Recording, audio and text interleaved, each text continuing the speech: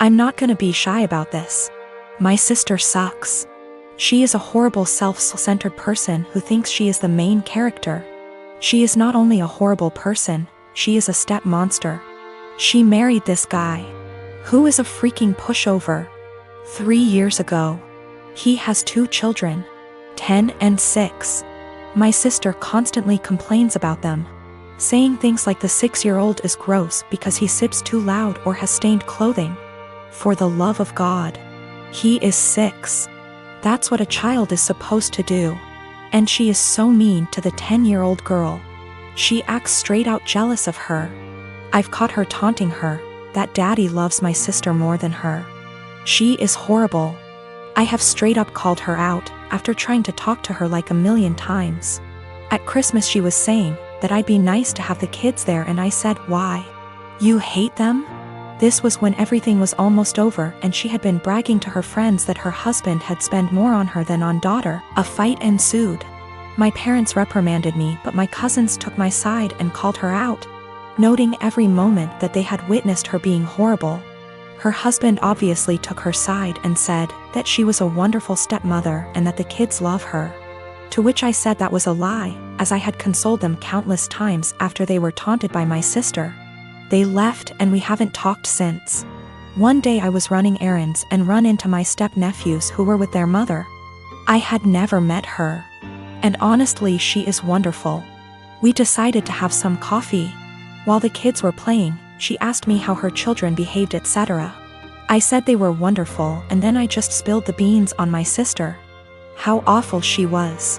What I've heard her say to the kids, the inaction of her ex-husband. By the end she was horrified. She said the kids didn't like her.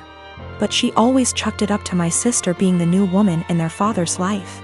She said the kids never really said anything even when she asked.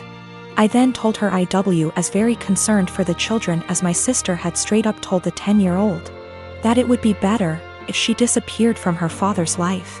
Their mother saw red and asked me if I'd be willing to testify. She said that this was unacceptable and she would be taking their father to court again. I said I would recount the events that I witnessed and could ask my cousins who witnessed a lot too. She was very grateful. I asked my cousins who were all willing to recount the events. Word got around to my parents and by extension my sister, and they have been calling me the biggest asshole on the planet who would betray family on a whim. I dated my ex-boyfriend for a few years and we broke it off a few months before COVID. We were both madly in love and I'm still not over him. My best friend knows this. A few months ago, she started getting distant from me, and it's super unusual for me because she needs me for everything. Like just a few things that I helped her do: find colleges, apply to colleges, help donate money for her college fund, help her build her resume, find her therapy, find her a job, and countless other things. I even paid for a lot of stuff for her, like going on trips and such.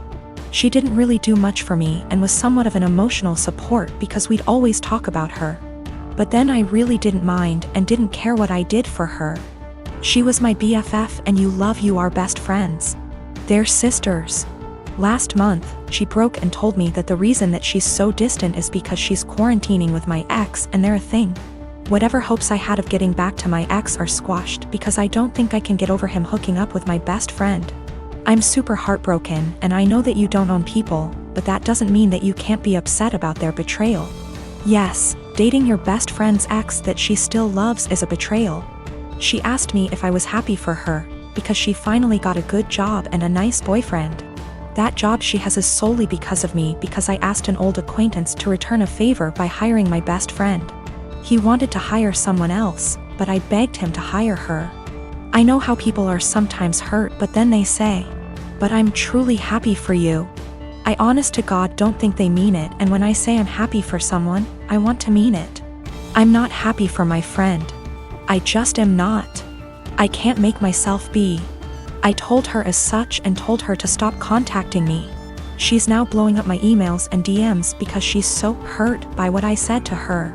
My dad said that I should have just kept this to myself since I know my best friend is a sensitive person and is hurt. But what about me? Am I given a sensitivity pass because I've looked after my friend for so long? Do my feelings just stop matching at some point? She called me with the news and said that she didn't know how to tell me, didn't apologize. And then she followed it up with how she's finally doing well and doesn't have to rely on me for money since she has a nice job, and also a nice boyfriend. I told her I was not happy for her. I reminded her that I got her the job, she knew and was fine with it. And that I've done so much for her over the years, and she thanks me by backstabbing me and getting with my ex. She knew that it would hurt me, and if she'd done it when I was well over him or with my permission, I'd feel differently. Then, I told her to not contact me again because clearly I'm her friend, but she was never my friend, and I want to stick with people who are supportive toward me and reciprocate my friendship. I am a 17-year-old female, and I live with my mom, stepdad, and stepsister and stepbrother. I lost my dad to cancer when I was 13 years old. We were very close, and his death was a major loss in my life. I wasn't able to keep much of his belongings because of my stepdad's insecurities and lack of sympathy and respect for me, and my dad.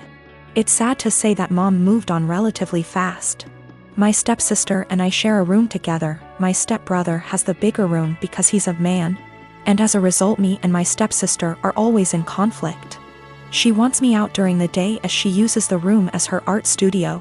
She recently accused me of stealing her tools and convinced her dad to get a lock, so now I'm being forcefully locked out and can't get in till after a huge argument and getting mom involved. My stepsister had an argument with her brother and ruined his gaming console when he was out. He came into the room quietly in the evening, stood by the door and asked me to bring him my stepsister's acrylic paint set. I asked if he got permission. He said yes, so I gave it to him and went back to study. At dinner, my stepsister came downstairs yelling that her brother had access to her room and ruined her paint set. There was a lot of yelling and arguing. Stepdad asked how my stepbrother walked into the room when it was supposed to be locked. My stepbrother admitted I helped him out and brought the paint set to high. My stepsister went off on me, called an accomplice, then ran upstairs and took the gift I prepared for my dad for Father's Day. I picked up flowers I planted from our small garden that I take care of by myself, and prepared a nice wooden letter-shaped pot, used my dad's first initial and filled it with the flowers I picked and decorated it with ribbons. It wasn't that good, but it was like a floral letter. I planned to visit his grave and put the gift there. She damaged it to pieces. It was completely ruined. I yelled at her and kept crying. Mom and stepdad gave her harsh punishment and thought it was fixable, but I was so done I called my uncle, who came and berated my mom and stepdad. Stepdad offered to fix it and punish my stepdaughter harder, but I packed my things to go with my uncle. My mom begged me to stay, but I refused and didn't respond when she kept calling saying she did nothing to deserve to be shunned by me and my uncle, who told the family about what happened. The family told mom not to come visit on Father's Day and are angry with her because I moved out over this. I have been with my wife for 10 years now, and she always has had this habit of making me look bad with our finances. Whenever anything regarding spending money comes up, she will always say how broke we are and she doesn't have the money to do this or buy that. The thing is, we are doing well financially. We have decent jobs and combine our salary is roughly $125K /year. As of today, our net worth is more than $1 million, but less than 2. I had saved / invested a lot before getting married, so I gave us a good head start. I control the finances / take the lead, but we both agreed to living a very modest life. We both have our cars from college, for example, Honda and Toyota. She knows everything about our finances because at least once a month I go over it with her every time I deposit money in our investment accounts or our kids' college funds. For banking, we have an emergency fund, and I budget everything else to go straight into investments. We basically stay right at $10,000 in our bank savings account and $500 in our checking account after bills. Most of the time there is more than $500 in our checkings, but once I pay our CC each month, I then move anything extra. We always use the CC, so it's not like we only have $500 to spend. Our CC limit is $25,000. A few months ago we had dinner with her friends and they talked buying a new car. My wife said something like, "I wish I could get a new car, but I'm always broke after paying the bills." We still have our college cars. Wife does not want a new car. She will go on to talk about if she had money what she would want to buy, and it always makes me feel ashamed. This "I'm broke" story has been happening for years. When we were driving home, I asked her about. She understood we have the money, but it's how she feels because her bank account is always low. I said I can increase our budget or keep more money in our bank if she wants.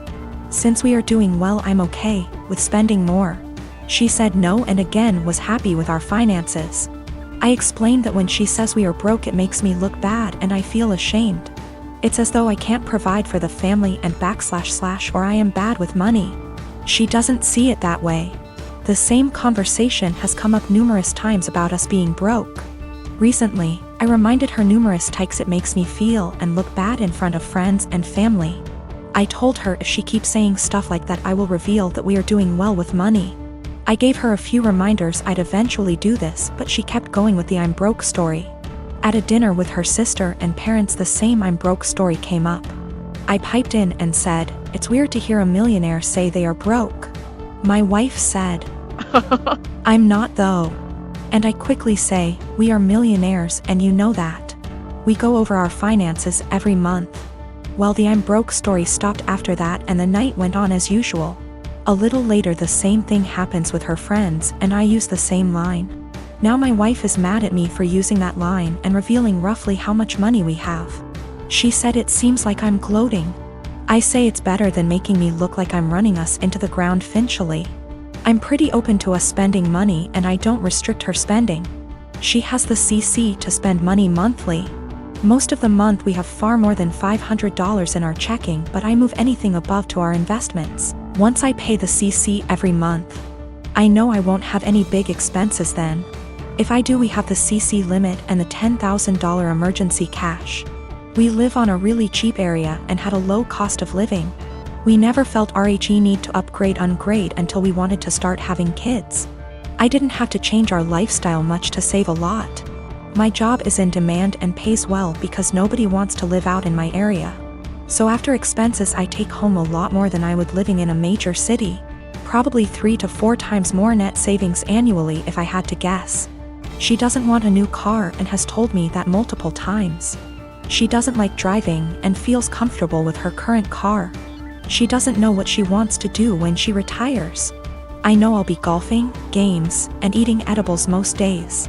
I don't do any of this much now because we have kids and they will be my focus for a long time. I maybe golf 1 or 2 times a month AMD, that's the only times I take edibles. I'll speak more with my wife about this. I think she may not feel like it's her money since she never saved much before we got engaged.